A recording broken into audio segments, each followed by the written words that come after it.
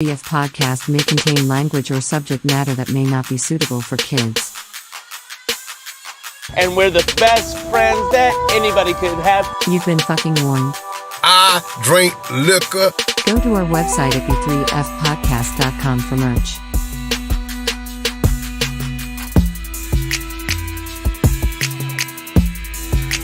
Click on Tell Us What You Really Think to leave a completely anonymous review of each of us. Oh, yeah, just a sick sucker and I like it. Enjoy the show, you cunts.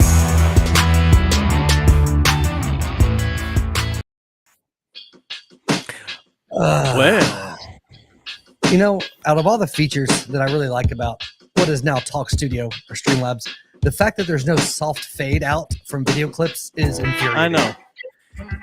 Yeah, I guess us to do a soft fade. Well, I mean, make the video longer. Right, but you can't cue videos either and have them go one to the other. Is what I'm saying. Like right, no, you can't do that. No, yeah, no, you can't. But oh well. Yeah, $1 a month. Yeah. Well, it's been a while.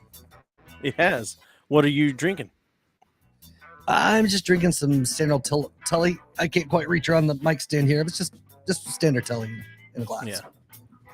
You got the Bushmills going on there, buddy? The Bushmills Prohibition recipe. Nice. The rocks glass here. How is it? The Prohibition recipe, pretty good. You can't really see what. Is that a stupid ass hockey puck? You know what? My sister bought this for me for my birthday. Thank you very much. So fucking stupid. Cheers. It's a good rocks glass, though. It's a great size. So I just don't like. I mean, I just don't like kitschy cups and glasses and shit. Just I don't know. Says the person that got aviation gin glasses with a bottle of aviation. Yeah, that's not a kid. That's just an engraved branded glass. That's not a novel. So is this. This is engraved branded glass. Predators. Oh Jesus Christ! It's Predators. But if it was just a glass with the Predators on it, fine. It's a branded glass. Kitschy. It's got a fucking hockey puck to look at all like it got hit. That is not what determines whether it's kitschy, whether you consider it kitschy. Yeah. Jesus. Branded and kitschy are two different things. I understand that. Whatever. Whatever. Or if it had a saying like, Joey's January juices, like that would be fucking stupid. But a branded glass isn't bad. What about Joe's Bar? Joe's Bar? Yeah. I actually do have a shot glass that says that. Well, you probably stole it from a place called Joe's Bar. No, I didn't actually. Somebody bought it for me a long time ago. Yeah. Okay. Well, I don't know. Whatever. Anyway, happy holiday. What? You know what? Never mind. How was your Christmas? Because we're going to call it Christmas, Scott. It's not holidays. It's Christmas. Well, my Christmas was great because nobody was here and I got to sit by myself all day long and not talk to anybody. So shit was fantastic. Yeah. How did you get on Christmas?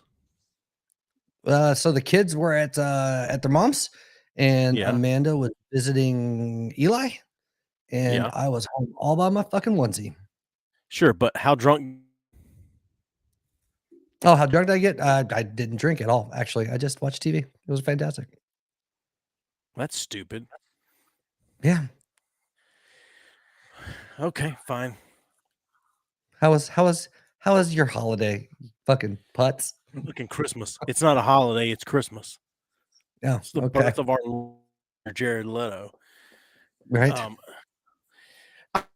It was fine. We didn't do anything for Christmas because Gabe and Kelsey were out of town. So, and then my brother wasn't coming in on Christmas. So we went, the 30th.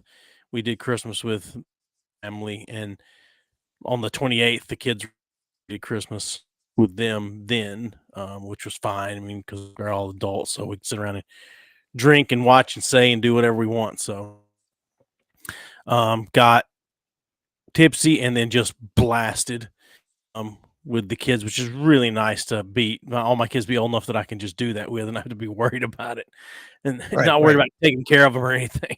So right, getting too drunk and beating them, type of thing. well, no, I mean, I don't know who's ever beat anybody because they smoke too much weed. So That's true. yeah. So Yeah, buddy. That's good. That's good. And do you have a good New Year? Are you having a good 2024 thus far? it's not a bad 2024. It's just, whatever. It's the same old thing, right? I mean, you go back to work on the 2nd, and that's You mean you don't delineate your life by the years that have passed? no. I mean, I have a birthday early in the year, and so it's as always like New Year and a year older, which is like, when people say at work, people are like, "Happy birthday! It's your birthday! Happy birthday!" I was like, "Yeah, that's not special." The only way to have a birthday is just don't die for a year. Like that's it. Like everyone has a birthday. It's not special. So but anyway. Yeah.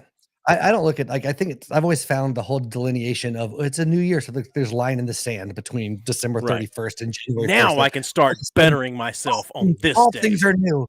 Dude, it's just one long line of drudgery and shit. That's just all from the old day you're things born. have been cast away. All yeah.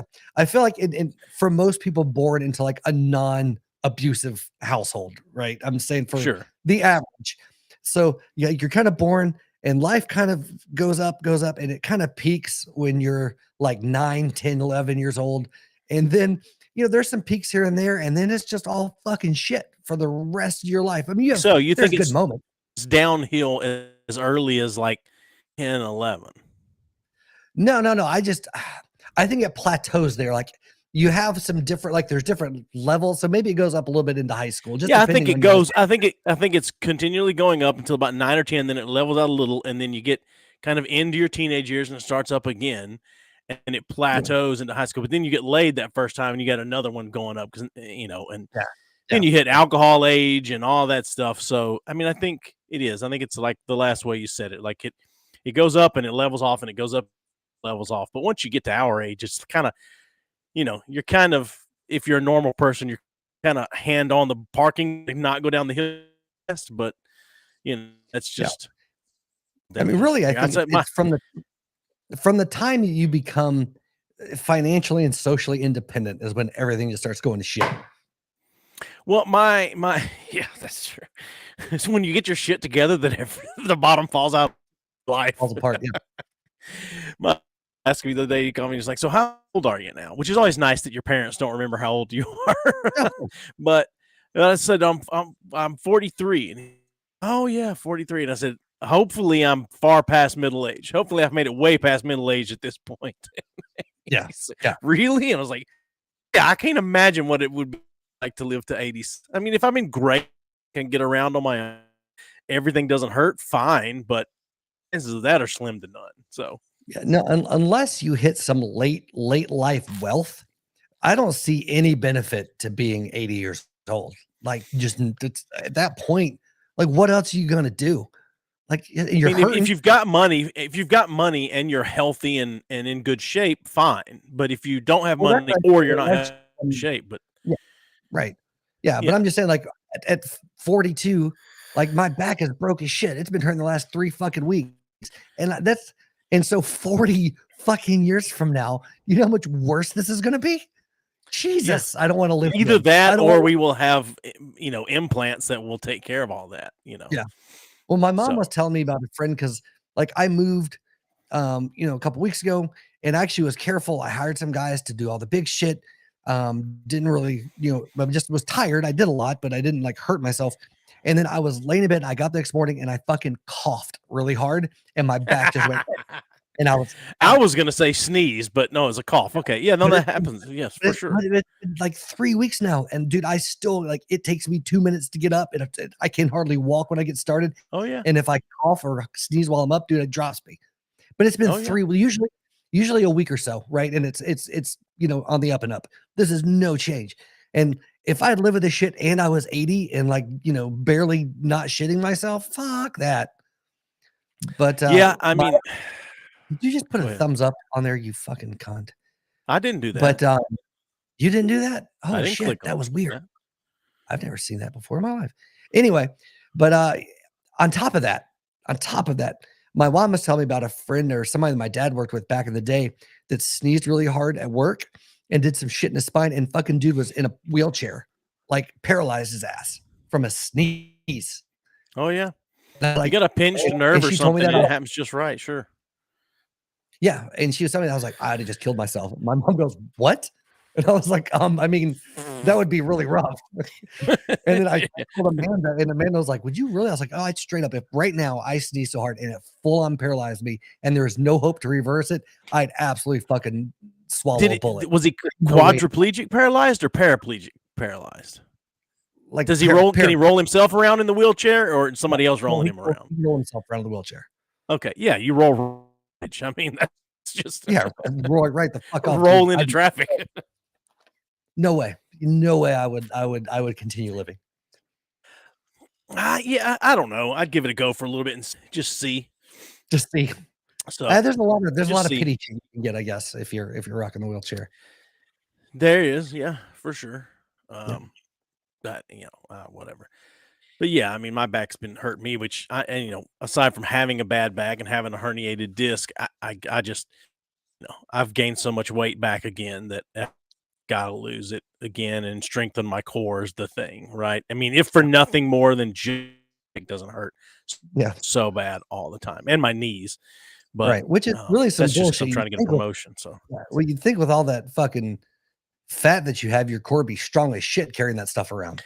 Yeah, it's not the core. The core's not very strong. It's not. It's the stuff carrying it around. It's not carrying. It's hanging off of the core. That's what I'm saying. The core. You think the core would have to be strong to hold all that shit in place? Is what I'm saying. Oh, my muscles are very strong, but my stomach muscles. I don't have ab gutters, so.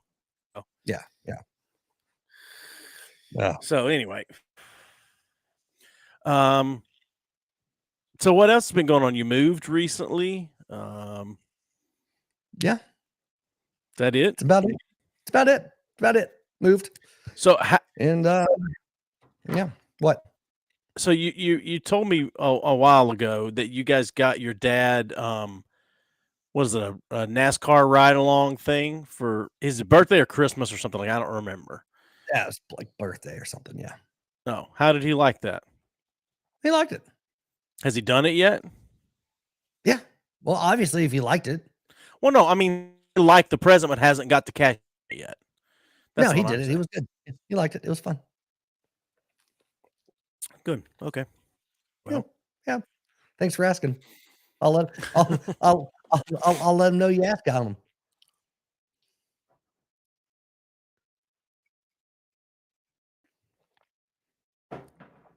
Book, and I keep telling it no all the time.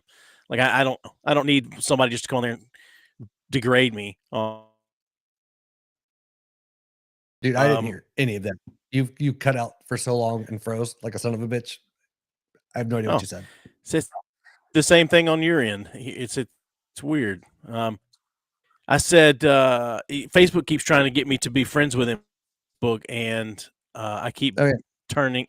He's not requesting the friendship, but Facebook's saying, "Hey, you may know this person." I'm like, "Nope, don't know that person. I don't need someone on Facebook to degrade me. Facebook's bad enough, and now X even worse than it was before Musk bought it." Yeah. So, yeah. Especially, how do you feel about him changing the name from Twitter to X? It feels pointless and stupid. I don't care. Yeah, I'm not mad about it. It just feels pointless and now that everybody's X, formerly known as Twitter. Well, I mean, it sounds like you're really irritated about it. No, I'm irritated that I hear about it. You're what?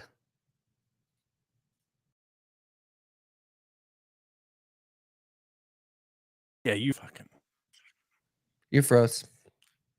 What's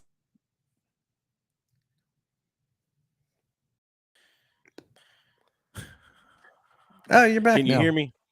Yeah, I can. It's weird because it keeps saying that you're losing service, and I'm not. So if you think it's my end, I'll reboot while you hang tight. But it's kind of whatever. Well, if you reboot, it's going to restart the whole kill screen. the whole. Yeah.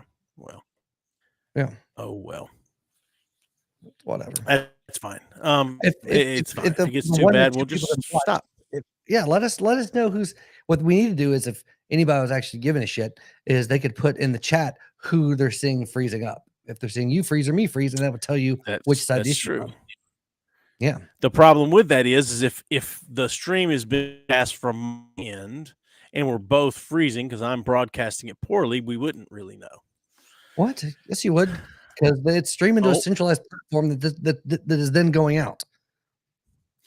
Yes, but it's streaming mainly from my side.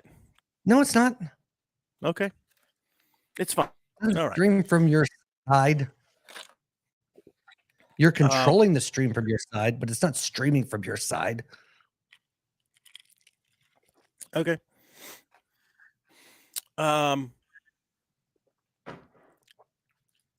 So are you? What is it? I just was fun. It's fun to argue.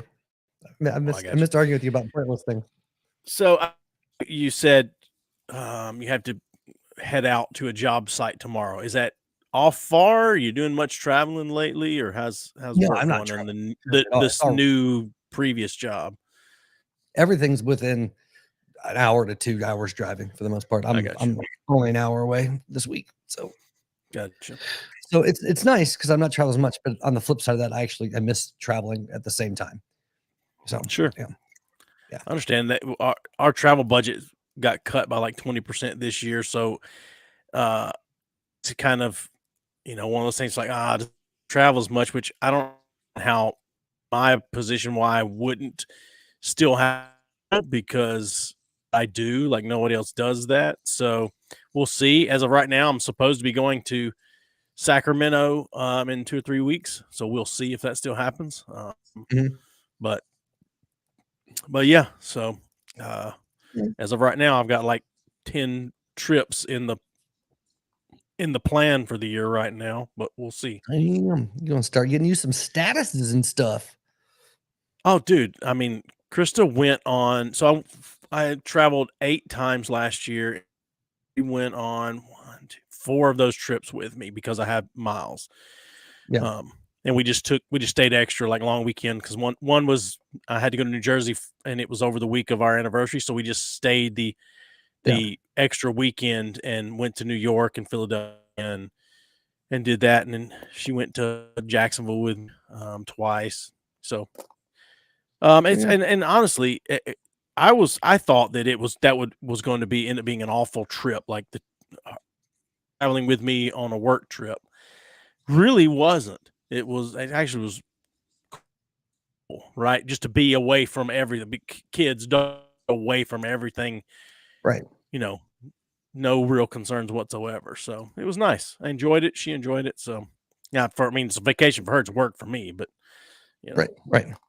Yeah, I'm looking like I'm going to probably only have a couple of actual out of the state trips this year. I'm probably going to be in Vegas in April, and then Denver in for work anyway. Denver at the end of the year, but but I'm actually. I didn't tell you I am taking Jude to his first rock show. You were telling me about that in April in Denver to see MXPX and 5 Iron on the same bill in downtown. So it's gonna be a good show. Yeah. When is that? April 4th, I think. April. Oh, wow. That's coming up. Okay. Yeah, in April. Yeah. Yeah. So speaking of music, I actually was thinking about a couple of things the other day, and I wanted to ask you from a songwriter side of things and just from a music lover's side of things. Do you think that all songs need to have a message or a meaning to them? Jesus, no. Okay. Why not? Because I don't know, it's irrelevant to the song. I mean, it depends on the person that wrote the song or the purpose of the song itself, but I don't feel like it has to have a particular message. I mean, because anything you write is going to have a message to somebody either way. They're going to extrapolate meaning or message from it. So I don't feel like it inherently has to have it, because it's going to it's going to have that meaning placed on it by whoever listens to the song. No, I get that, but I'm just saying, like, do you think every song that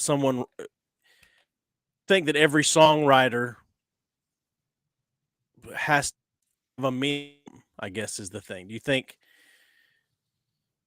I mean, I understand everyone own meaning on a song that they listen to, but I'm talking about you write a song, songs have to have some meaning or some message for you in it. No, I think you just write a song for the fuck of it, just because it sounds good. You like the hook, rhymes. I don't think it has to have anything behind it at all. Why? That's a weird question. It was I can't remember what was going on that made me think about that, but it made me think about it. I thought about it enough that I wrote it down to ask what your opinion was on it. Because I mean, I'm in agreement. I don't think to have. I mean, otherwise, I mean, you could technically say someone would say Weird Al song have meaning or message, or whatever. But I mean, they do. It's to make you laugh. So, not a great example, but it's about the best one I could come up with. But you know, I mean, can you think of a song? Do you know of that someone you've heard a songwriter say like, no, this song means nothing. That's just it sounds, and so I wrote it and put it out there. Half of the fucking Rolling Stones songs were like that. They said themselves it didn't have any meaning. They just it sounded good at rhyme. They threw the shit together and recorded it. That's I mean the first thing that comes to mind. Yeah, like they had a couple songs. They're like, yeah, we just wrote it in 5 minutes. They had a lick. It sounded cool. They had an idea and just ran with it and spit a song out. Interesting. Do you think that their catalog is great? The Stones? Yeah. Hell no. Yeah, I don't either. Me to give you finish what you're doing. No, I'm listening. No, I don't either. I mean, I think they have, some really good songs, some really great songs, but I don't well the Stones I think they're overrated. Well, I think the Stones are very much their greatness lies in the time at which they existed. Sure. They served their purpose. They were influential as hell. They wrote some amazing things for the time, and so it cemented them a place in music history. But comparatively to even bands that were around at the same time that didn't serve the same purpose, they don't hold up. So that's just my general opinion. Yep. Okay. Well, that was the reason I was distracted as Amanda was texting me and I was asking her how the stream was, and she said that your ass is freezing from time to time. That's weird. Oh well. Yeah. Yeah, that's fine. Yeah. But no, I think that the thing is with songs and songwriting is regardless, like it inherently is going to have meaning whether you intend for it to have meaning or not. And that's why I don't feel like the meaning behind the song is nearly as important as what it's, put into it or pulled from it from other people. Do you think that there are rules to songwriting? Yeah, I'm not talking about necessarily music theory, but I mean that would come into play, right? I mean, you can't just I guess technically you could just put any 3-4 chords together you wanted to, but if you wanted to sound like ass, but do you think there are rules to? I mean, I guess rule or maybe rules is not the right word. Do you think that? I can't think of it. I can't think of, but I can't think of what I'm trying to say. But I don't know. It's like, is there a not a secret, but like, yeah, I don't know. Is there an equation? Is there not music key, like a method? Fuck, I can't know why I can. That's what I'm trying to think of. The word formula. Yes. Do you think that there's a formula that it's tried and true? Yeah, I think there is. Because I mean, otherwise you wouldn't hear the same fucking chord progression popping up on a billion different pop songs throughout recorded, modern music history, with the same verse structures, same rhyming cadences. I mean, it all fucking because it works. Because the particular batch of chords, that particular progressions, they strike a certain resonant frequency with people, and they evoke a certain emotion. And yeah, they're used over and over again. It's absolutely a formula. People exploit that formula better than others. That's what I was. That's going to be. Why do you think that more people don't make it as stars, as rock stars, as pop stars, as whatever? I mean, oh, it's because how do you if the formula works, if it's tried and true formula, what do you have to exploit about the formula to make it? It's beyond just that. I mean, you have everything from marketing and be able to actually run your own business, how things work at this point in time. It's having the right image. It is whatever is the popular content, making those particular chords sound in whatever vein is popular and or running, with the cool kids at that point in time. There's so many variables, and money and exposure is the big two. Money and exposure. Is that what you said? Yeah. The money to pay people to get you in front of other people, and the money to play the shows that you need to play, and the money to go on tour, and the money to produce a good record, all that stuff. It's just it just seems like, because I agree with what you're saying, but it still seems like if there's a tried and true formula for a good song, like that, there should be a lot at least one hit wonders right out there than There's there are. Fuck ton of one hit wonder. There are people. There is. I'm saying to me, it seems like there should be more. No, because you don't hear them on the radio and shit, but you have absolutely TikTok. It's become this new thing over the last several years. You have TikTok one hit wonders, you have YouTube one hit wonders, you have like all these different media buckets where people have these one hit wonders and will get even proposed record deals and all this other shit. It just falls apart because they can't reproduce it, or they don't have the money to keep plugging into it, or whatever the case may be. It's kind of like you could be the greatest fucking cake cook in the world, make the best bakery, make the best fucking cake anybody's ever had. Similar recipe to all the other cakes that have been made and all the other greatest cakes ever made. But if no one ever gets a chance to eat that cake, and you don't have the money to get around and get people to hear about your fucking cake, nobody's going to eat it. You might get a handful of people that say it's the best cake they've ever had, but then 90% of everybody else is never going to have tasted it. It's the same fucking thing. Huh. Like right now, all right, you could write an absolute dog shit song, right? Using that whatever progression you want to use. It could be complete shit, but you check the formula boxes, but you have the money to sending that to a producer, get somebody to record it.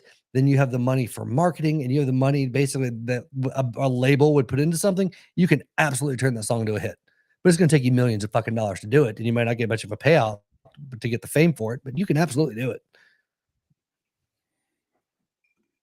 You think so? Yeah, I do.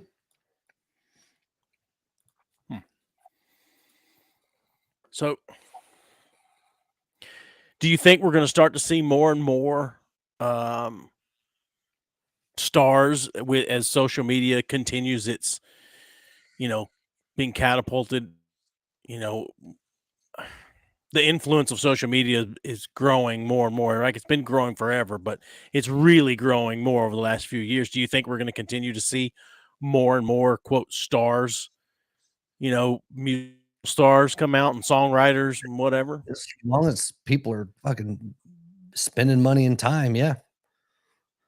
I mean, that's what it all boils down to, is any type of stardom nowadays, or anything. It's not even talent driven. It's views and clicks. And I mean, half the time now, if you get to a position where you want to be on some type of record label or major label, like, they're not even gonna look at you. They look at your clicks, they look at your views, they look at your downloads, they look at all those things. It's all requirements for becoming any type of next level. It's long gone are the days of a band getting discovered in the back of a club and being thrown on a tour and all that shit. It's all social media. Any star, for the most part, is coming from that. I would say the large percentage of them are anyway. So you don't that the song itself, I mean, right? Because it seems though, if it's about clicks and things like that, then you could have somebody who's just a terrible singer, terrible songwriter, but they get shit tons of clicks and follows and whatever because of the train wreck.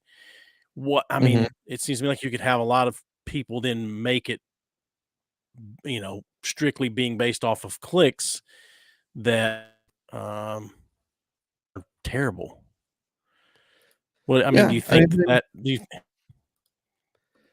I mean, you get that now. That's actually really huge in not so much in more mainstream stuff, but you get a lot of like artists on the hip hop side that are just fucking terrible, but they've got they've developed some type of this huge following, and they get they get stuff. I mean, it all depends too, because there's tiers to the industry, right? So Sure. none of the no matter how many clicks they get, if they're to a point of shittiness, they're never going to get to like an international stage. I mean, that's not going to happen, but that doesn't mean they're not going to get one hit wonder big for a little while. Look at fucking Rebecca Black and Friday. It's one of the biggest shit that's ever existed, but she was fucking hot for a minute for releasing that. And it was purely based on shit clicks. You think so? You think that was purely based on shit clicks? Yeah, it was very much like I don't know of anybody that heard that song of, hey dude, look at this, listen to this fucking banger I just heard. It's so good. Everybody was like, oh Jesus Christ, you're not gonna believe this shit. Listen to this. That's where all of it came from.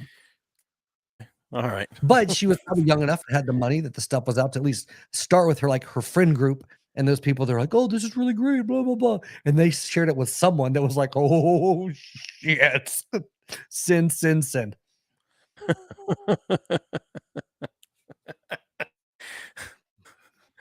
Oh Jesus! Has she done anything since that song? I have no idea. I don't follow Rebecca Black, but I mean, I'm just saying that.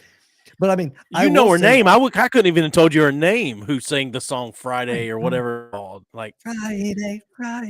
But I know the song, but I couldn't have told you it was Rebecca Black. Yeah, but I will 100%. Like I share terrible music way more often than I share great music. Yeah. Interesting. I'm selfish though. If I find something great, I'll occasionally send it to you or Amanda, but for the most part, if I really like something, I just keep that shit to myself. Keep it as my little special. Okay, yeah. You don't want them to blow up and get big and famous. You want to keep them to yourself. No, it's just because it's because as much of a dick as I am, if I share something I really love and you're like, oh fuck that, and you just shit on it, I'm like, well then fuck you, you asshole. I'm never sharing anything ever again.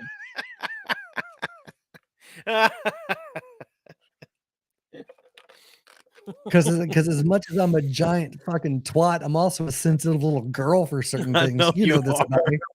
No, you are. Gay.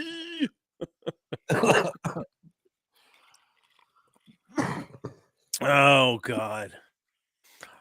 So staying in the music, ask you this, and I feel like I know what you're gonna say, but I wanted to say two things. Like I heard in an old article, I'm sure it's an old article, but I heard someone talking about Rolling Stones like 250 greatest guitarists of all time. And some of it didn't make any sense to me. I don't know the list. But who, obviously there's no way to quantify really who the greatest guitarist or really quick. Cracking 4-9. You're not forgiven. You fucking cunt. Go away. Sorry for bothering. You're not bothering us. You know what? I remember if you want to call us crack. Yeah, that's true. Yeah. Anyway, that's funny. I want to offer promotion of your channel viewers, followers, views, chatbots, etc. The price is lower than any competitor. The quality is guaranteed to be the best. Mm-hmm. Well, how do you guarantee it's the best? Anyway, so I wanted to ask you it. So, and there's no way to really know your opinion. Greatest guitarist of all time. I don't like the question because I don't think there is one. Well, no, I understand that. I accept that. Just you accept the way to quantify that. I'm just saying, for your money, who's the best guitarist of all time? One I say is the best, right? There's no way for you to prove it. You can't win the argument, and no one can change your mind. But everybody has an opinion on it. Who do you think? But that's the thing is I really don't have an opinion on it. There are You don't? like no, I don't because I feel like that there are tons of people that are great in their lanes or their genres or whatever. And that like if you said, "Hey, who do you think is the best blues guitarist?" I could, give my opinion on that, or pop guitarist or whatever. But there's not like one guitarist to rule them all in my No, mind. I understand. I agree with that. I just wondered if you had an opinion on who it would be. Who's the All guy right, then that give me top 5. Give me top 5. All right, no, go ahead. Ask your question first. No, it's like I was gonna say, who's the guy that played for Jet? Oh God. Yeah. Okay, so give me top. Do it. What? Lil Wayne. Lil Wayne. All right. Yep. Lil DJ Khaled. DJ Khaled. DJ The Khaled. video of DJ Khaled playing Bob Marley's guitar. No. I would try to share it, but I don't think it would come through. I try to share it on screen. You've got to go find that video. Bob Marley's family gifted him this Marley. Can't remember if it was a Marley edition guitar or one of Bob Marley's guitars. Mm-hmm. But he was holding the guitar. He's like, this is the greatest guitar, blah, blah, whatever. And it's an acoustic guitar. And he starts just like playing. And he's not playing like he's playing it in as much as a 2-year-old plays a guitar when you give them a guitar. Like he's just hitting the strings open and then hand up on the neck or whatever. And then they're like, play us something. He's like, all right. And he starts doing the same thing over and over again. And I cannot tell if he really takes himself seriously and really thinks he's good with that, or if really just conning the entire world. Right. And this is a character. This is Borat. I mean, if DJ Khaled is a performance piece for everyone and we just don't know. Right. I can't figure it out. He is like, if that's a real person, my God, it's like no one's ever told him no. Like he's crazy. But anyway. And that might be because maybe in his circle nobody's ever told him no. I'm sure they haven't, but still, I just I don't know. Regardless, so go ahead. Your top, right? We've established Lil Wayne, the guy from Jet. The guy from Jet, Jason Mraz. Let's see. There's Jack Johnson. Jack Johnson. Yeah, absolutely. And who's a guitar player from the fucking Supertones? Ringo Starr. Ringo Starr. Yeah. Oh no, my favorite guitar player, Reese Roper, is also in there. Yoko Ono. Yoko Ono, yeah. Oh God. I could watch. Go ahead. I can name all the stereotypical basic bitch guitar players, but I don't have like an in-depth knowledge of like a lot of the great guitarists of the world. Well, so I pulled up the list and it's 250. I'm not going through, right? Obviously, but I got the top 20 here. And number 20 is Stevie Ray Vaughan, who is one of my favorites. He was a better player before he got sober. I will die on that hill. I'm not going to say he's a better player before he got sober, but his music and the feel and the emotion in the music was so much better, which made the music more enjoyable. That's what makes playing better to me. But technically it wasn't bad, but from a soul standpoint. Yeah, no, I completely agree with you. But anyway, so Stevie Ray Vaughan, number 20. Number 19, Freddie King. Number 18, Tom Morello. Now listen, I don't hate Tom. Like you hate Rage Against the Machine. I don't hate Rage Against the Machine. I don't love Rage Against the Machine mostly, but sure, just like Tom Morello do some things that weren't being done on guitar, at least not mainstream that anybody had seen really. Yeah, he's a great guitar player. But to say he ranks higher than Stevie Ray Vaughan, it's a and higher than Mark Knopfler. I mean, come on. Yeah. Anyway, number 17, Mother Maybelle Carter. All right. Number 16, Robert Johnson. I don't think he should be allowed on the list because he has supernatural powers from the devil. But that's true. That's true. But still, Robert Johnson. Number 15, Keith Richards. What? Interest? I know. Why is he 15? Well, I mean, he is a hell of a guitar player. He is, but is he Stevie Ray Vaughan and not Freddie King? I mean, is he our player? I don't Steve. I don't know because he's outlived both of those motherfuckers, so he might be now. I don't know. Well, I guess maybe the key to longevity is sober. I mean, maybe that's because he's definitely not sober. But anyway, I mean, I like Keith Richards, but I just don't think he ranked 15. Number 14, Prince. I feel like Prince should be higher than 14. Prince is a phenomenal guitar player, a phenomenal musician, period. But anyway, number 13, Tony Iommi from Black Sabbath. Go ahead. What? I would say always hated his fucking voice, though. I can't. That's the one thing I hate about Prince. I've never liked any of his songs because I can't stand his voice.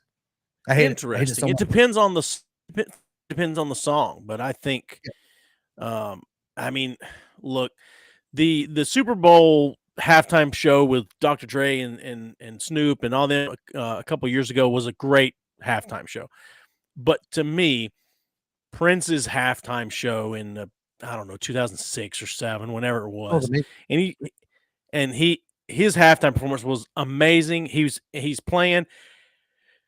And he's playing Purple Rain, and it legitimately, it's like he scripted it. It legitimately started raining, and the lights were purple, so it legitimately looked like he was playing in Purple Rain. It was just great.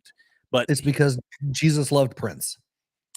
I mean, yeah, he was the Prince of Princes. I guess, that's the thing. So anyway, number 13 on the list is Tony Iommi. Tony Iommi. Okay.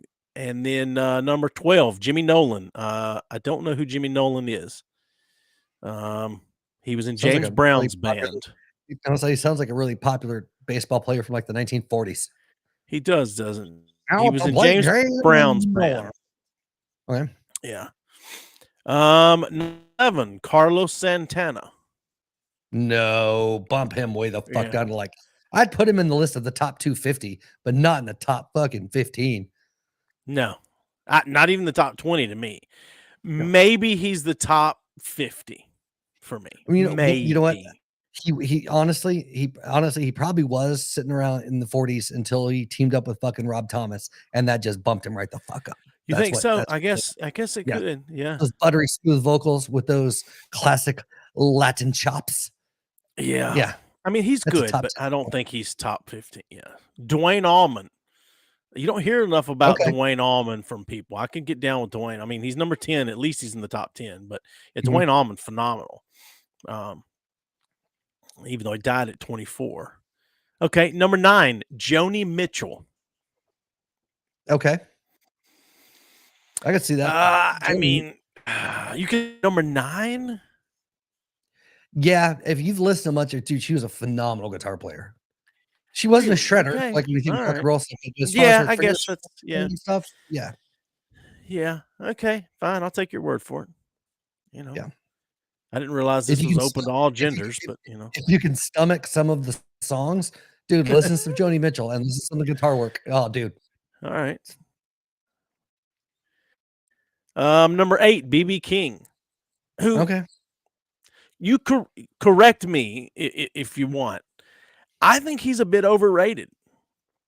Maybe because I'm not a guitar player. Maybe I just don't, because I've definitely heard guitar players praise him, but I've also never really heard guitar players trash another guitar player either.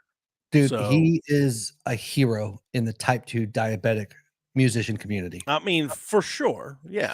I mean, yeah, but I don't, regardless. I mean, BB King, like I like BB King, can get down. I just don't see him as number 8. Yeah. But anyway, number 7, Nile Rodgers. Okay. Number 6, Sister Rosetta Tharpe. Okay. And they have a little blurb about all these in here. Mhm. I feel like these to include people and things that away from talent, because the first part of the first sentence here is, as a sexually fluid Black woman who propelled gospel music into the mainstream. Like, none of that has anything to do with her talent, and so I feel like that's taking away from the talent. I couldn't give two shits whether she's a fluid Black woman or whether she propelled gospel music into the mainstream. I just, I feel like it takes away from the talent. That's it. That's it. So, anyway, number 5, and I wholeheartedly disagree with this. Jeff Beck. I think Jeff Beck's a great guitar. I don't think he's top 5. Okay. Let's see here. Number 4, disagree with this one too. Not as much as I disagree with Jeff Beck, but number 4, Eddie Van Halen. Okay. I love Eddie. I think he's exponentially. I just don't think he's top 5. Okay. So we're down to the top 3, and I wanted to guess the top 3. So I'm even if you don't put them, or just guess the top 3. Just, you got to give me if I'm right on my guesses, though. You don't give me the number. Just give me if I'm right or not. Okay. So, I just froze. God damn it. There we go. So I'm going to say they put Robert Plant in the top 3. Okay. Yes or no? Oh, I'm not. I thought you were going to tell me all 3, and then I was going to tell you that. No, Robert Plant is not in the top. Okay, good. Thank God. And I was like, also, if they put in, I really, really hope they didn't put, what's his dick? The dude I hope Brian May is not in the top 3. Okay. I guess it's more of okay. I think it's more of people I hope it's not in the top 3. I got you. I really hope Slash isn't in the top 3. He's not. Okay, good.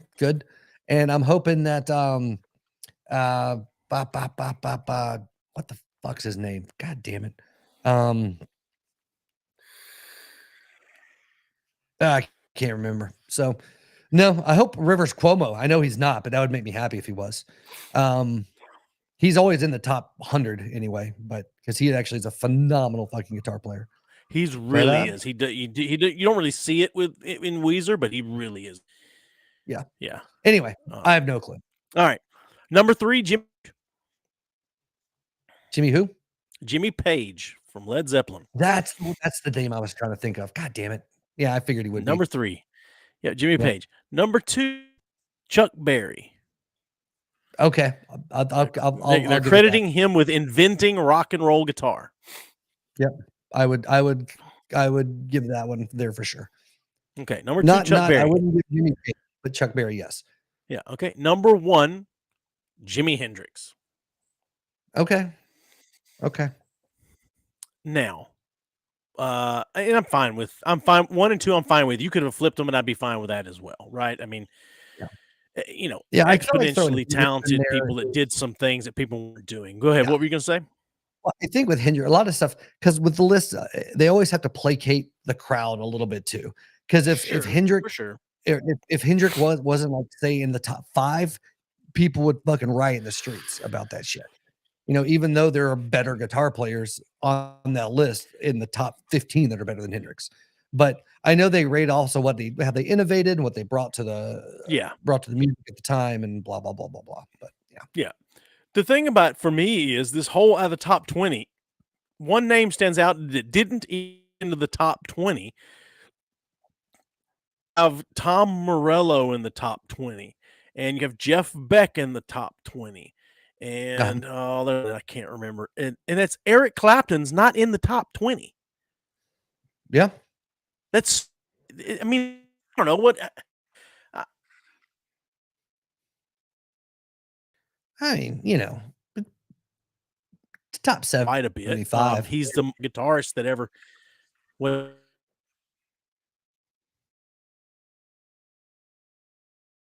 Hello. Hey, got you back. Missed a whole bunch of what did you say? I said I don't know what your opinion is on Eric Clapton or how you I like him quite a bit. I think he's really talented. I mean, but I are some of these people? How is Carlos Santana number 11 and Eric Clapton's not even in the top 20? Is the thing. Yeah. Tony Iommi number 30. I mean, I don't understand. And I know I was going to see if I could do a quick little search and see if it'll give me Rivers Cuomo. Come on, give me the.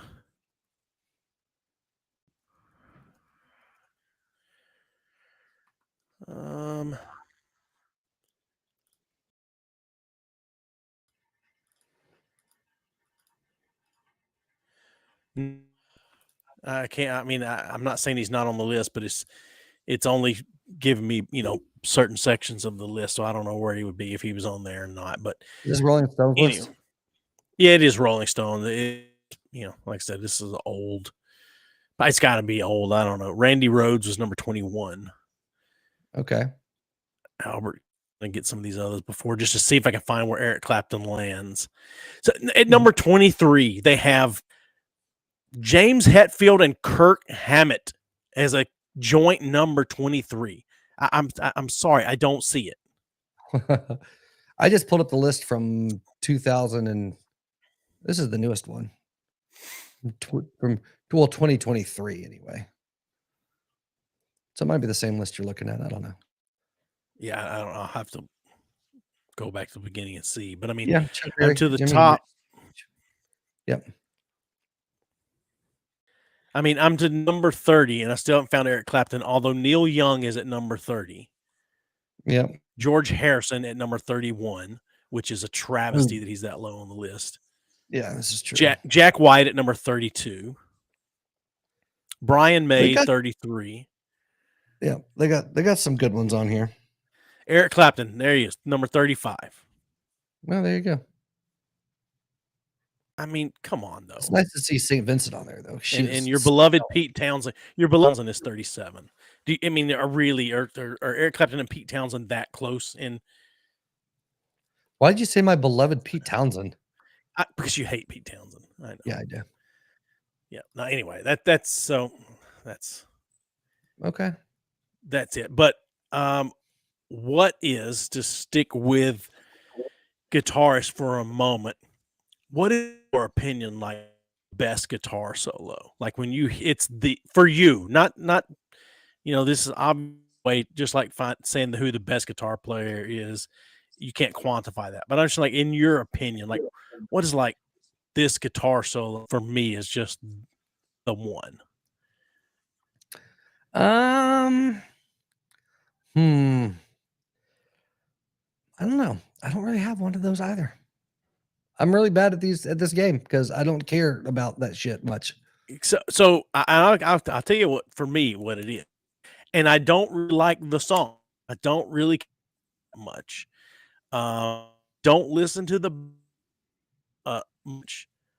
But this one song that is too long, the song itself is too long, but the guitar solo in it to me is just phenomenal, is Freebird. The 4-minute guitar solo at the end of Freebird's fucking amazing. Yeah. I mean, but anyway. I concur. It's very good. Okay. Also the guitar solo and Don't Stop Believing is actually pretty fucking fantastic. All right, I brought some stuff to the table. What do you got for me? I brought myself. I said the guitar solo and Don't Stop Believing is one of the best guitar solos in pop music. I got you. Okay. Yeah. Gotcha. No, I just brought fun and conversation and friendship to the table tonight. Is what I brought. All right. So I got two different lists here, and they are not from BuzzFeed. They're still lists. Yeah, I understand that, but wait a minute. Before we got there, actually, I did have something I wanted to ask you about. Yeah, okay, go ahead. Because everybody's been up in arms on the social medias about two particular stand-up specials that have come out recently. One being the new Chappelle special, and one being the new Gervais special. Yep. And people are up in fucking arms and trying to get Netflix to pull this shit down and all kinds of stuff. Have you watched them? I have watched them both. Yes. Mhm. I didn't know that there was an outcry to have them pulled down. I guess I've missed that. Yeah. I liked them both, although I don't think either was the best special of either of them. Like, I don't think that was Gervais' best special. I don't Mhm. think I don't think that Chappelle's newest one is his best special.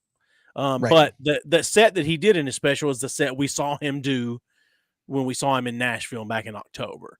So Right. I didn't laugh as much during watching the special because I had heard the jokes before, but I did laugh. Um, Right. I think it's funny. One of my favorite things he does is the joke he says, good joke, like, but it makes him laugh, is the join me in my watery grave joke. I did laugh Right. when I saw him do that live because it's like, I get it. Like, no one else is gonna really think it's that funny, but for you, it's just funny. And the visual for me is I love the joke, but Right. regardless. Right. Yeah, dude. People have Hey, been like, T, Happy New Year. Happy New Year, buddy. yeah. Happy New Year. Yeah. People have been more. I feel like they've been more, from what I've seen on social media, people are more offended. I shouldn't say offended, have been more offended, just really going after Dave Chappelle about being anti-gay, anti-trans, whatever. But I've seen the people to Ricky Gervais, like that, especially we talking about like the Make-A-Wish kids and like how making fun of kids with cancer and all that stuff is just never funny and it's never okay. And like there's been petitions to get the special taken down off of Netflix. Yeah. I mean, the mere fact that you can hear people laughing on the special tells you that making fun of that is definitely sometimes funny. So Right. Yeah. funny is, that's the thing, is funny is subjective. Like, right, what I think is funny and what you think is funny is not what most people are going to think is funny. But I mean, Well, you know, my favorite thing about all of it is just that whole like this offends me. mhm. So and I think it's offensive to too many other people that What, won't being speak offended up. for someone. That's Yeah, the well, not thing. just that. Well, I'm offended for this something, but I'm also offended for myself. But because of that offense, I think you should remove this so nobody else could even take the chance of being offended by it. I'm like, why Right. would you take somebody else's joy away? Right.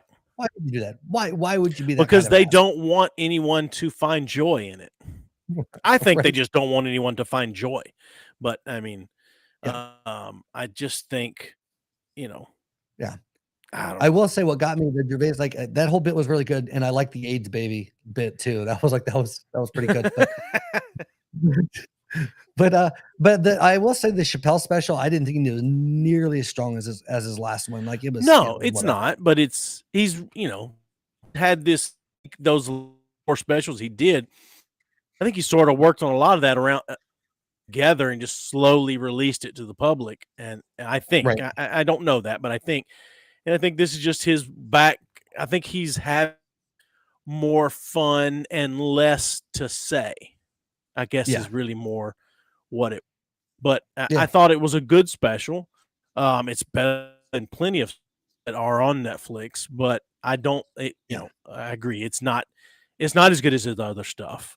It was Yeah. better live. I'll say that. Seeing it live is better, but comedy is always better with people. So, Yeah.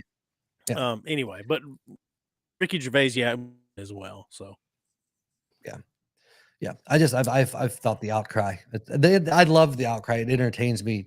It also sure. infuriates me to no end because when I read through comments and stuff and on social media platforms, like part of me it's hilarious to me just how spun up that people get about it. But at the same time, it also infuriates me so much because I'm like, you are the reason why good things get taken away from us. Yeah, Like for sure. there are many things that I like in this world, and I find things that I like that are super fucked up, and it's people like you that take them away that I can't have Yeah. them, and that's me.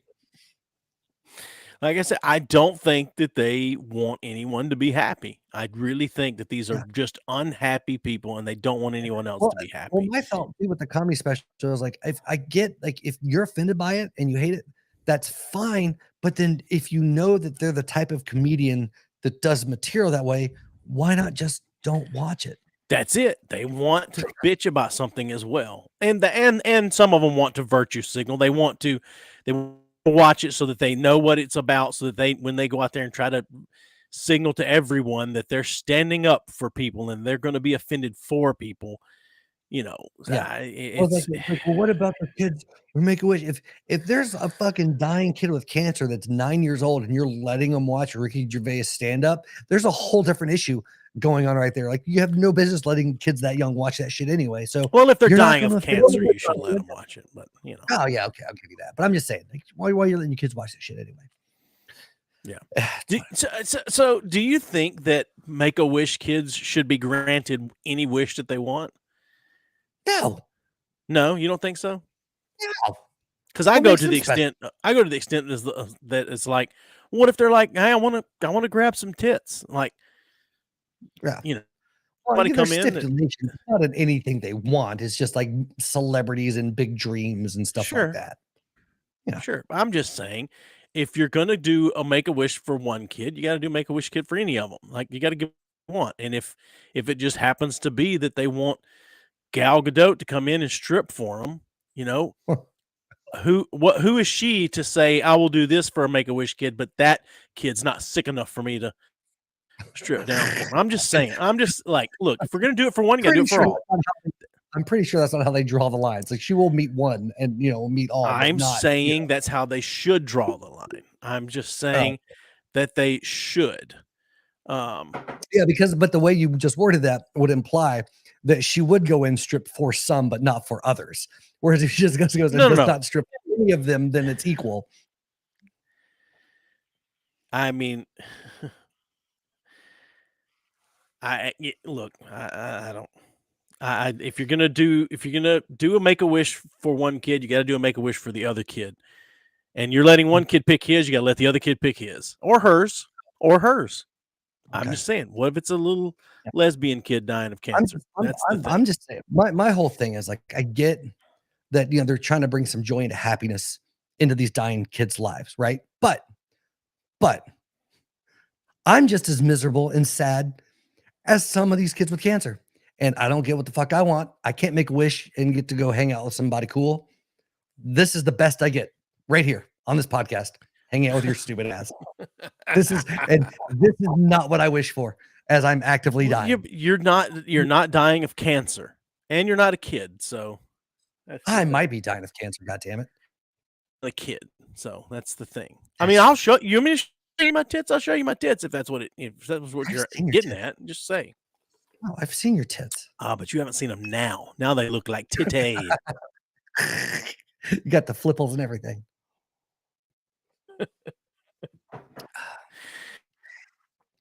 I'm just saying, you're wasting all the wishes on the kids that haven't lived enough to earn some of those wishes. That's all I'm saying. That's all I'm saying. Okay, I guess the dying of cancer though is earning the wish for me. Yeah, but there's adults. They don't have to make a wish for adults. And sure, adults I understand that, but I also choose to look at it as. Go ahead.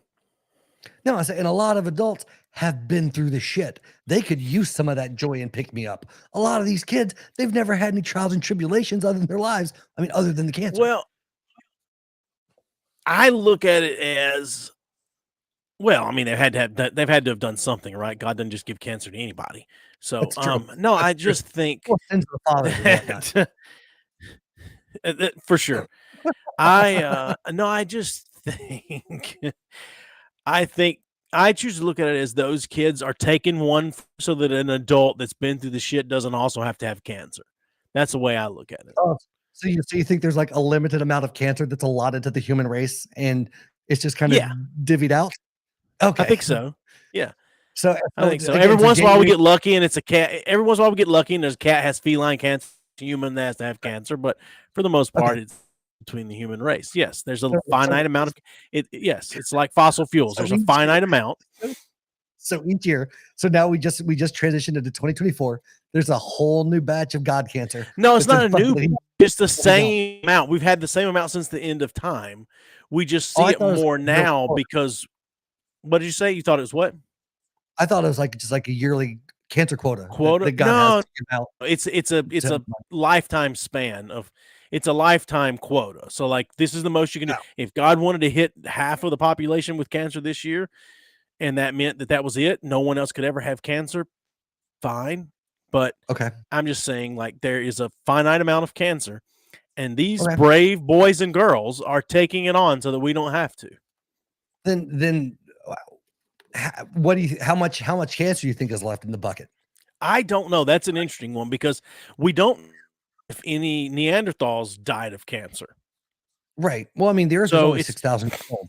So is it no, 6? I there's thought it was only 3. Okay. I thought it was no, only it's 3,000 no, years. it's Oh, 6,000. it's fucking older than I thought. Well, we Yeah. don't know. I mean, that's when those babies killed, we don't know if any of them had cancer. They didn't have good medical records back then. That's You true. know. So does it not being well based on what we do know? Yeah. How much do you think is left in the bucket? It's a big ass cancer bucket. Yeah. How many people are on the planet estimated? 7 billion, 8 billion, 13 billion? What is it? I think it's like 6 billion. Is it? I thought it was more than that, but let's see. I'll look while you mumble through that shit. 7.88 billion. So as of 2021. So yeah, let's see. I'd say we probably got 50% of that is probably what's left. I'd say roughly 3 to 4 billion cancers left. Okay, so then if given the choice, would you have that 3.5 for the betterment of the human race? Would you have all 3.5 billion cancers remaining just dumped out on the earth all at one time right now and possibly affect you and yours? Just to know in the future there will be no more cancer. No. And the reason being is because I think it's already dedicated to who it's going to. I think it's like Jehovah's Witnesses. Like Jehovah's Witnesses, it's already decided who's going to heaven. I think this is already decided who's going to have the cancer. So I'm just saying, but what if somebody that I love and want to spend time with isn't going to get cancer for 50 more years, and I just dump it out in the world, and now they got cancer now? Well, duh. That's what I'm saying. I'm just saying, but I think they're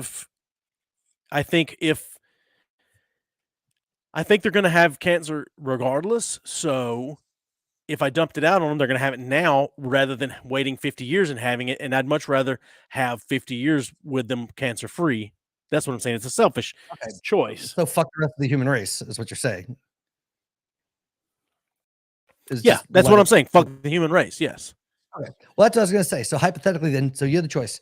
If God came to you, was like, Joey, I'm going to give you the chance to make a great decision for me. You can either give one of your, you can either do nothing and the world will go on as it is. People live, die, kids, whatever. Or you can give one of your children some type of horrible cancer, but sickness and disease will be eradicated from the earth for the rest of humanity. Fuck humanity. No, I'm not doing that to one of my kids. Okay, what if it was me? Oh, I don't know, because you have a death wish, so I kind of be doing you a favor. I kind of would be doing you a favor. Like you kind of would enjoy that. Would you give me horrible suffering cancer to save the human race? Don't you feel like you deserve horrible suffering? No. Come on. We both feel that way. That depends. Right. It depends on what time of day I walk past the mirror. But yeah. Emotional suffering, yes. I don't like physical suffering. Fuck that. I didn't say you like it. I didn't say you like it. I said you think you deserve it. Oh, probably. Yes, that's what I'm saying. Yeah, I know. I don't know that I would. It's to the thing of there. So it's interesting, right? Because I'm just kidding around, right? I don't know what I would do, but that does go to the thing is like if a train's coming down the track and it's going to hit one person, or no, it's going to hit 5 people, but if you pull the lever, it'll change tracks and it'll hit one person. So rather than killing the 5, you'll just kill the 1. Do you pull the lever? And I say, yeah, of course.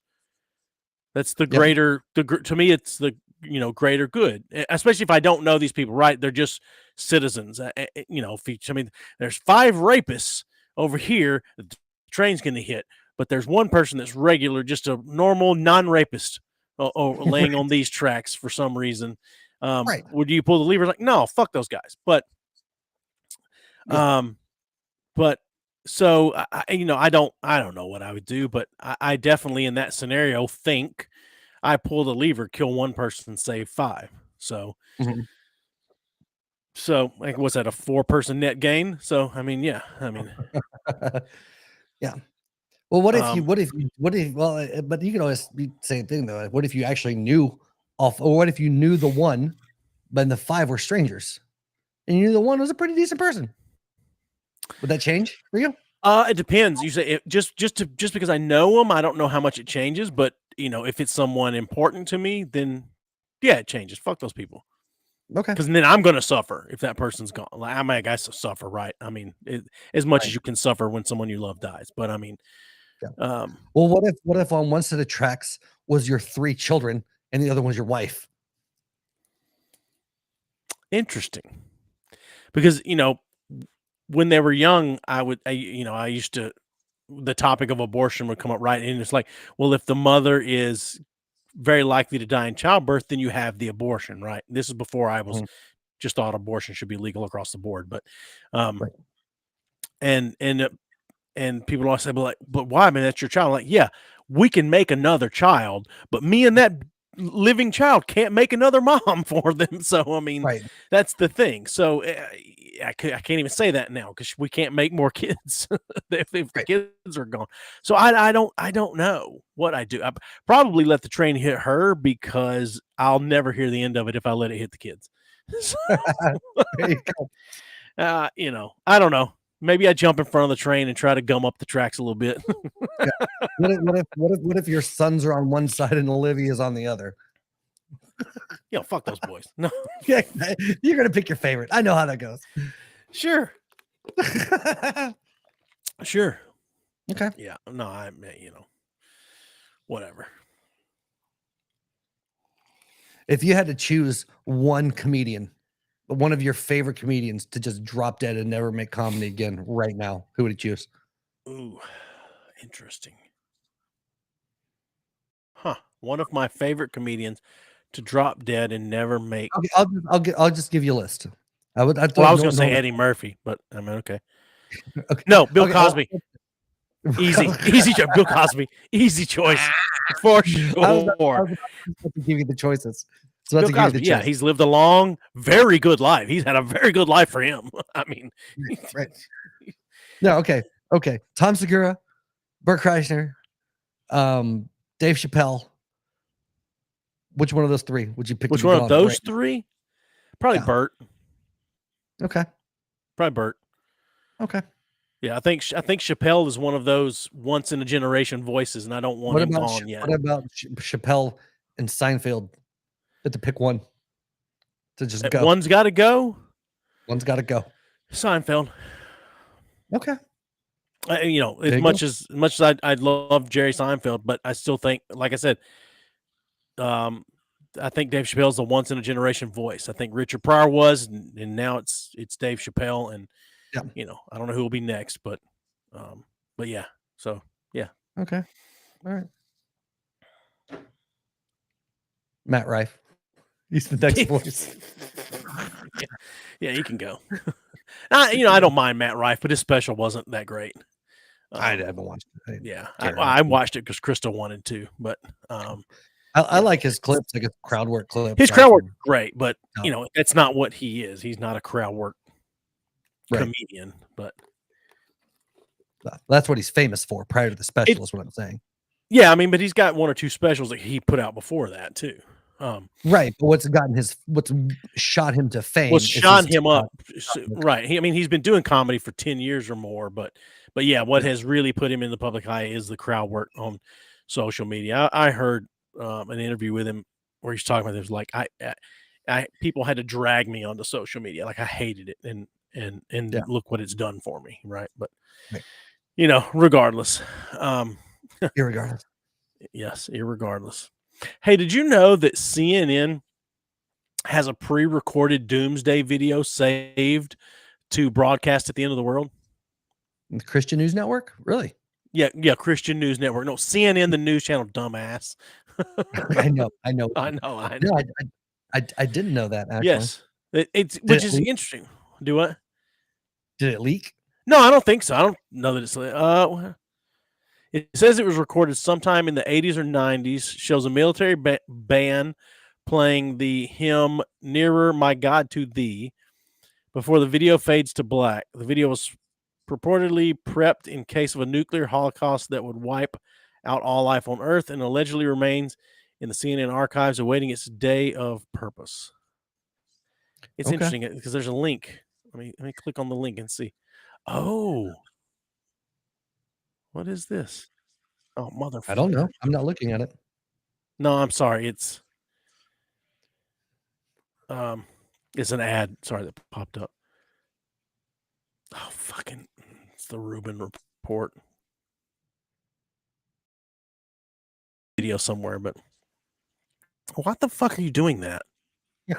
I don't know. Oh, Jesus.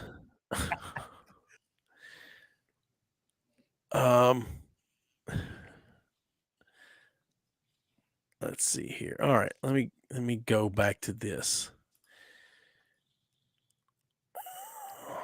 Mm-hmm. People with people with poor speech etiquette always use these 7 rude phrases, says a public speaking expert.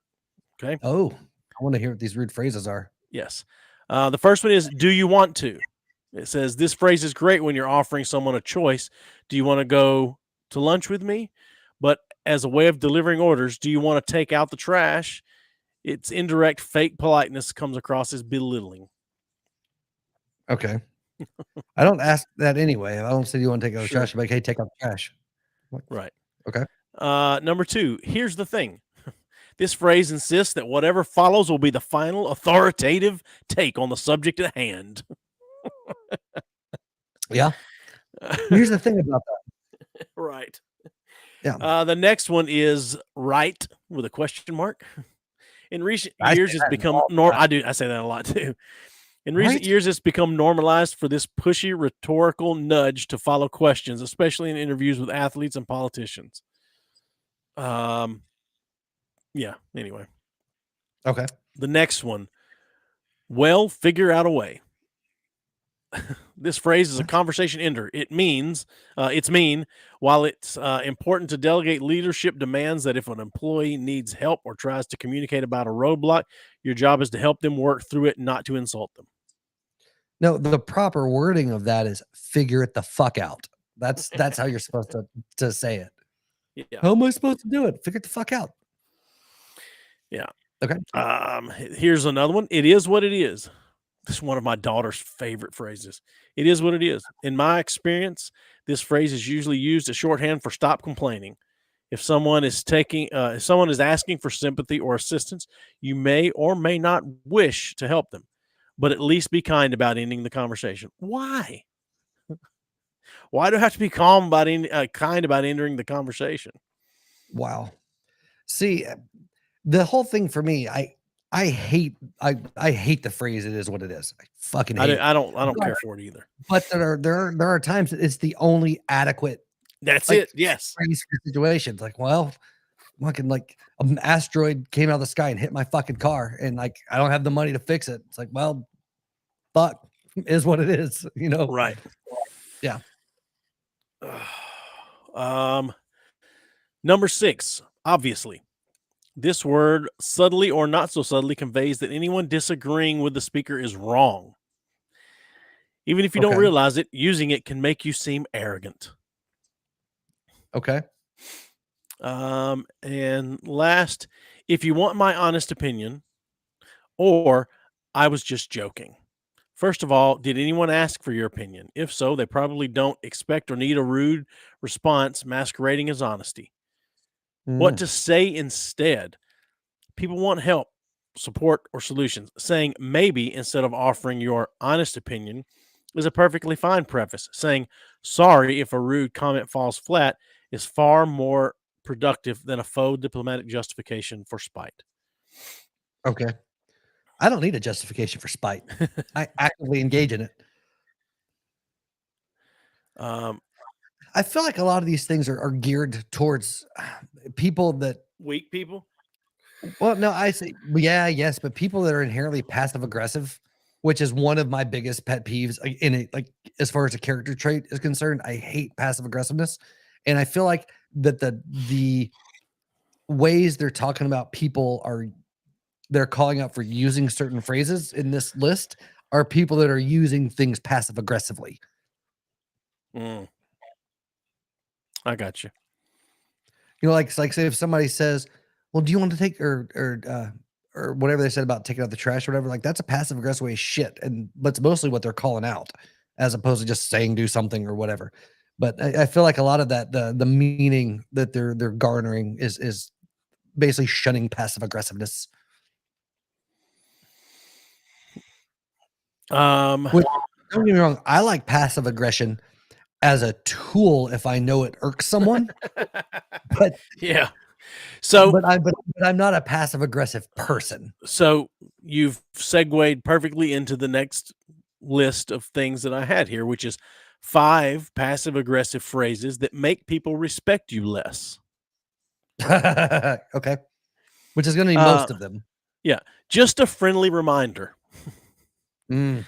I call this one a throat clearer, an indirect attempt to demand attention for a faster response. Other phrases to eliminate, per my last email, not sure if you got the memo, but, or as I mentioned before. Nah, I completely disagree because if you've said it before and you're having to come back and say it again, you need to put out there, hey, don't know if you saw what I said last time, but here it is, fuckface.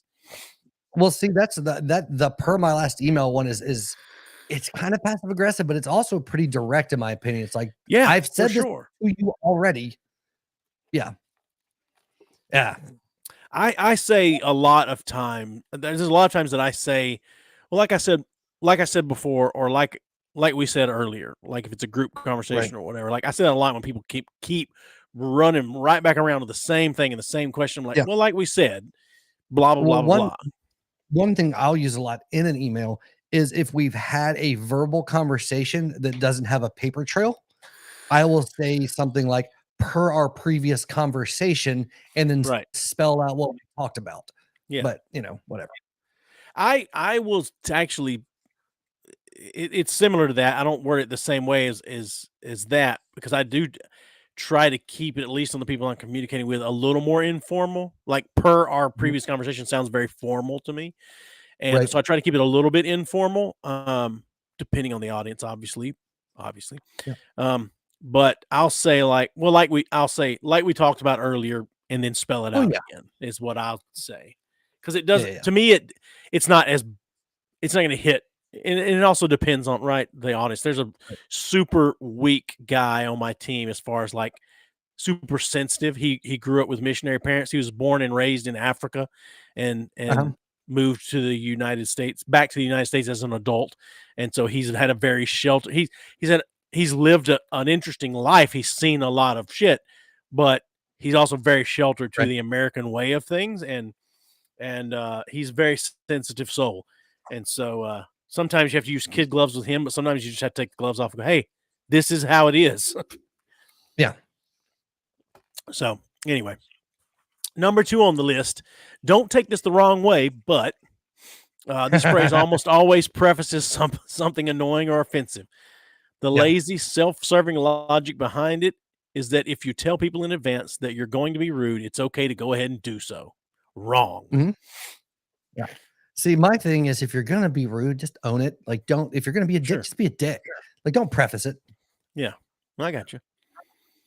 No, I do. But now, if you're saying something and you're not, like, I have a tendency to sound like I'm being rude when I'm, my intent is not to be. And so I have preface things like, hey, I'm not trying to be rude, but blah, blah, blah, blah, blah. Like, and I'm genuinely not trying to be. If I'm trying to be rude, I don't hide it. So. Right. Number 3, got it. Sometimes this is just another phrase for, yep, okay, but the sarcastic version means something different. It means, shut up, I heard you, or you're annoying, leave me alone. I don't know how anyone reads "got it" as "shut up, I heard you," or "you're annoying, leave me alone." I mean, I guess your tone could say that, but Yeah, so, in general, if you're okay, like, got it. "Hey, don't forget we need to do blah blah blah blah," I'm like, "Got it." Like that's Yeah. there's nothing. That's nothing in that says "shut up, leave me alone." Like Yeah. that's Like, gotcha. if I preface "got it" with "okay," now Yeah, I'm saying exactly. "shut up, leave me alone." It's like, "Okay, got it." Yeah. But Yeah. you can hear it in my tone at that point, and if you can't, you really need some help. Number 4, hey, how are we doing with that task I'm waiting for? First off, I've never heard anyone say that. Yeah. I've Softening had over people do what? I've had that. Like, so, hey, how's that report coming along that I asked you to write? Or, hey, how's so and so coming along? How's it going? I've asked how something's coming along, but I've never had anybody go, "How is such and such that I've asked for or that I'm waiting for or whatever." I've had people say, Same, same. "How are we coming along with whatever?" But Mhm. it's just, bosses have to check in with you and see how it's going, especially if you're not giving an update. So, I don't know. Anyway, number 5, if that's what you want to do. This phrase implies disapproval. Other passive aggressive judgment signals include "just so you know" or "for future reference." Your listener, your listener hears a common refrain in each of these phrases: "I don't agree," "Don't you know who I am?" "You messed up again." None of these messages are helpful to anyone unless they don't know who you are, or if they messed up again. Do you know who the fuck you're talking to right now? Right? Oh God. Oh well. Did I ever tell you Jesus. I was playing a show in Texas at one point, and there was this after party that we were going to, and I was supposed to be on the list to get in, and I wasn't. For whatever reason, I showed up at the door, and And you which said, "Do you know who I am?" no, no, no. I did not. I was just like, oh, no. I was like, oh, it's cool. No worries. It was no big deal. The dude that was with me though goes, no. I was like, that's fine. He was like, no, we're going in. And he said he went to the bouncer and said, do you know who the fuck this is? And pointed at me. He's like, do you know who the fuck this guy is? Do you? And I was like, dude, stop, stop. Like, no, you're gonna listen. You know who the fuck this is? We're gonna be blah blah blah. Yeah. And I was like, Jesus Christ. I still didn't get in the party, and it was even worse because of that. But yeah, I That's was to in say the it's middle of it's super embarrassing, but you also kind of feel like, yeah, don't they know who I am? No, I didn't have any of that. For me, I was just like, I "Oh, know. Jesus Christ." My thought was like, "Of course they don't know who I am." It Right. was like a no, it was a Suicide Girls after party for it was I play a show, but it was a Suicide Girls, like, after shows, whatever, and, yeah, but so the guy was like he was really just wanting to go to the show and try to like, "You know who the fuck this is?" Of course. Jesus Christ. Anyway, Yeah. continue. No, that's fine. I mean, I just was just going to say so there are 13 phrases that show you have a higher emotional intelligence than most people. I have the highest of emotional Could you intelligences. Oh, yeah. phrase number 1, could you tell me more about that? Uh-huh. Phrase number 2, which to me sounds passive aggressive, is "I hear you." To Mm. me, that You that are that heard. sounds the same as "got it." Like, if "got it" sounds passive aggressive, so does "I hear you." Well, I hear you is usually followed by you repeating back to them what you heard. Well, they don't have it listed as that here. They have it with a period. Most of these that they have like an ending to a Yeah. sentence, they have the ellipses at the end. Like this one says, "I understand what you're saying, but dot dot dot." Mhm. Then number 4, how do you feel about that? I don't give a shit how they feel about it. Right. Number 5, I'm not sure what's wrong. Could you explain the problem? To me, that's Mhm. code for I'm stupid. No. I Well, know. yeah, it I'm is. just Yeah. Yeah. no. So I you get gotta what you're play saying. stupid, Yeah. man. Yeah. Do what? So you gotta play stupid to get to the bottom of shit sometimes. Sometimes, yes, you do. Yes. Number 6 is what do you mean? What do you Mhm. mean I'm fired? What do you mean, man? Number 7, great job. Yeah, Okay. great job there, Great Holmes job. there. Number 8, you both have good points. Let's see how we can work together. Mm. Number 9, I'd love your input on this. Uh-huh. Number 10, this situation makes me worried or confused or upset. The situation makes me confused. If somebody ever said that to me, I don't know that I could hold in the laughing. If I were at work, someone's like, "This situation makes me worried," or "This is me confused." Right. I had I'm you like upset. we were doing something. This is my boss, of course, they didn't get the reference. They asked to do something. I was like, this better not awaken anything. And they were just like, what? Don't worry about it.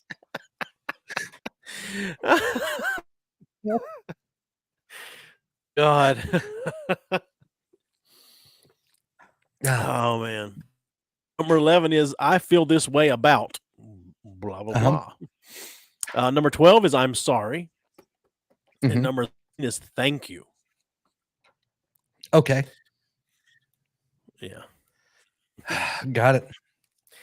Yeah. So if you use those phrases, you have a higher emotional intelligence than most people. So a lot of those are key phrases in the manipulation of other people. Also, just to tag that on there. Yeah.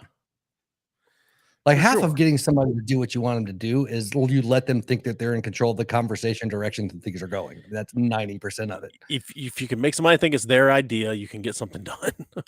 Yep. So 100%. Oh, well, God. I did have a WikiHow in my back pocket. A WikiHow in your back pocket. A WikiHow in my back pocket, right. And it was just for us. Okay. But it's how to control your urge to masturbate.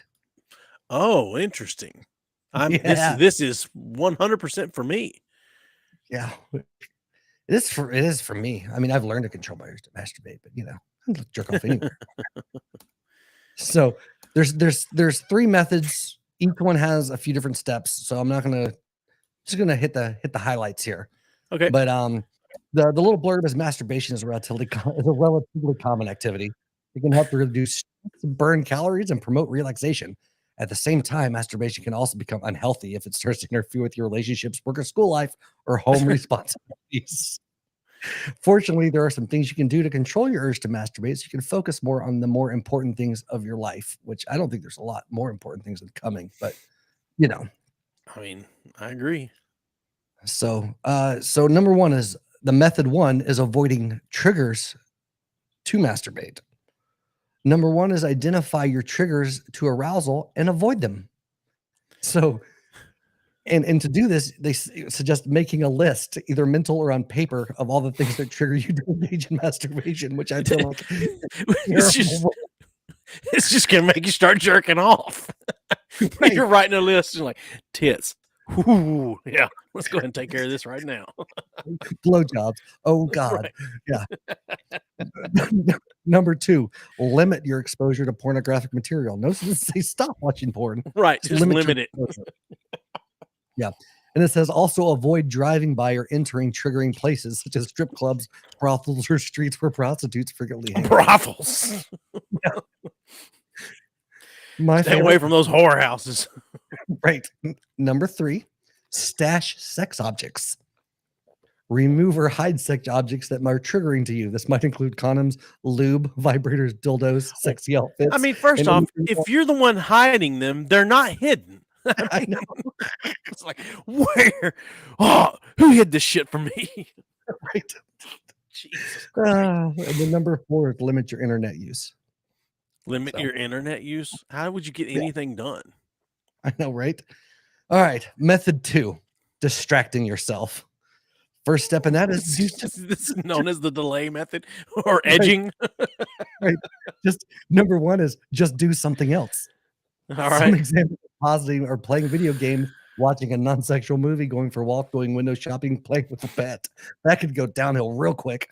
It could. I mean, you play a video game if you're playing Street Fighter 2 and Chun-Li does her little upside down flip. Now I'm jerking off. I know. What if you're petting your cat and it gets all cuddled up in your lap and it's warm and vibrating? That's true. Number 2, focus on your responsibilities. Get a job if you're old enough. What it says, my first responsibility is get this nut out. Right. Yeah. And then 3, change your environment. Ask your this is my favorite point of this though. Ask a friend to hang out or spend time with your family. It will likely limit your ability to masturbate if you're in Hey, you want to hang out and jerk me off? Not technically masturbation if you do it. Right. I like that it'll likely limit your ability if you're in front of me. Oh, Jesus. Number 4, exercise. And then here's number 5, think about the negative effects. One way to distract yourself is to remind yourself of or visualize possible negative effects of excessive masturbation, such as impaired sexual function, depression, dissatisfaction in relationships, high blood pressure, testicular pain or discomfort, and swollen or painful prostates. Jesus. Anyway. And then number 6, set limits. If you really do not want to masturbate, try to focus on avoiding it when it's inappropriate to do so. So set goals and times to masturbate. So here's another one. Okay. Method 3, controlling your sleep environment. Lay down in bed only for sleep. Because since your bedroom and bed are likely the most frequented areas for masturbation, it's important to control this environment. So who's jerking off in bed? Right? I usually use my dad's recliner. It smells like him still. Number 2, keep your bladder as empty as possible. The urge to urinate can be mistaken by the body as the urge for sex or masturbation. I've never been like, do I have to piss or am I wanting to fuck? I've never thought that before. Right. I'm like, sometimes it's easy, both. Right. I want to piss on you so that we can fuck. Yeah. So when you sleep, lay on your side. This may help to reduce your urge at the time because you're less likely to become aroused by rubbing up on something. What? Yeah. You're less likely to become aroused by rubbing up on something? Yeah. You're going to have to read that all again because I think I missed part of that. Okay. If you lay on your side, it might reduce your urges because you're less likely to rub up on something and become aroused. Well, that's not true, I feel like. I don't know. Well, it says that because most masturbation occurs either when you're laying on your back or lying on your stomach. Yeah, but you're still more likely to rub up against something if you're on your side or stomach. If you're on your back, rub up against something. You might actually rub up against them hands. I mean, sure, but it doesn't matter how I'm laying, I can do that. And then number 5 is just get out of bed immediately in the morning. When you wake up in the morning at the set time, get out of bed as soon as possible. First off, I don't jerk off. I mean, that's a midday nighttime thing. Yeah. So I've never understood. Well, before I get into that, so there's a few tips. Being married in a relationship may not affect your desire to masturbate. True. Keep in mind these tips can only help you at times. They may not be able to fully prevent you from masturbating. And the 3rd tip is just to have cold showers. Okay. But I don't know. What I was going to say is I don't understand like how people can wake up in the morning, roll over, and just want to fuck. I'm like, I have to piss so bad when I would. Like, there's no just rolling over and getting to things. Like, I'm at least going to take a piss at a minimum. No, I can see. I can see both. I mean, right, waking up needing to piss, but if I've got morning wood, I can get right to it. Dude, I didn't know. I have to pee so bad as soon as as I'm done, I'm gonna have to go and take a piss. But I can hold it long enough to do. Hell no. Yeah, I wake up borderline pissing my pants every morning. Jesus, because my kidneys are highly functional. Oh, is that what it is? Yeah. But even at least for me, dude, like even my whole life growing up, and I think we've talked about this before. Like I've just never been a morning sex person. Like it takes me, I want at least a couple hours to wake up a little bit before things all function the way I like them to function. Interesting. Yeah, I don't get that. I mean, like if get up, even if I take a piss, but anyway, but say first thing, start going at it 9 out of 10 times. Part of the way through, shit's just gonna go bloop. It's like my dick's just like, nah, I'm not awake enough for this yet. Yeah, doesn't happen. I don't have that problem. Rest of the day, morning, yeah. It's like I have like serious morning ED. Serious. I always have. It's never been a thing I can do in the morning very well. Usually. Yeah. because I got a lazy dick. Is that what it is? My dick wants to sleep in. All right. Well, I know you got to get up early and go to a job site. So you want to call it? Or you got something else you wanted to? Yeah, I don't got a fucking thing, baby. All right. Well, wish I could say it's been fun. Yeah. Same. So one day we'll both have grown-up internet. Yeah, I guess we'll see. Yeah. I'm on T-Mobile internet right now. Yeah, I know. How is that? Because I've considered getting it, and from a download perspective, for what we do, it's fucking great. Like there's been way better than I thought. 0 issues, but like upload speeds are not fantastic. And like right now, if Jude was over, he wouldn't be. I'd tell him to get off his fucking shit while I was doing this, just to save bandwidth. But download's been fine. Has been no issues. Okay. Yeah, and it's only $40 a month. So that's true. I mean, that's the thing, but it's not. I don't know. I mean, there's the electric company here's got fiber now, and they're offering 1,000 true what are they calling it? True 1,000 with the modem and everything for like $60 or $70 a month. Yeah, which is cheaper than what we're paying for AT&T right now. So we may switch to it. I don't know. We'll see. But anyway, word. Well, you got a big enough house. You need to get you a little mesh. I know a mesh. I know. Yeah. I know. I will. Right. All right. Until next time, which we don't know when that will be, but yeah, that's it. Until next time. Goodbye.